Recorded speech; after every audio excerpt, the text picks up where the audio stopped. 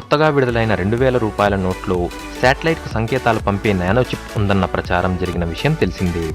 అయితే అలాంటిదేమీ లేదు, అసలు ఈ పుకారు ఎలా వచ్చిందో అంటూ స్వయంగా రిజర్వ్ బ్యాంక్ ఆఫ్ ఇండియా అధికారులు వెల్లడించారు.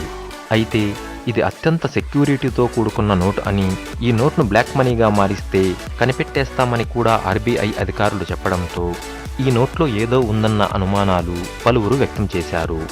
అయితే నిజంగానే 2000 రూపాయల నోట్లో ఏమైనా ఉందా? దీనికి సమాధానమే ఈ చిరిగిన నోటు.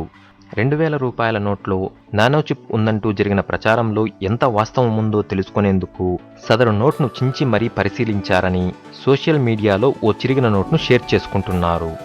2 ముక్కలుగా ఉన్న నోట్లో ఎలాంటి చిప్ లేదన్న విషయం బహిర్గతం కాగా, అసలు ఈ చిరిగిన నోట్ వెనుక మరో కథ ఉందని తెలుస్తోంది. కేరళలో 70 సంవత్సరాల ఒక బామ్మ 2000 రూపాయల నోట్ను చూసి అది లాటరీ టికెట్టో బొమ్మ నోటో తెలుసుకోలేక పనికిరాదనుకుని చింపేసిందట.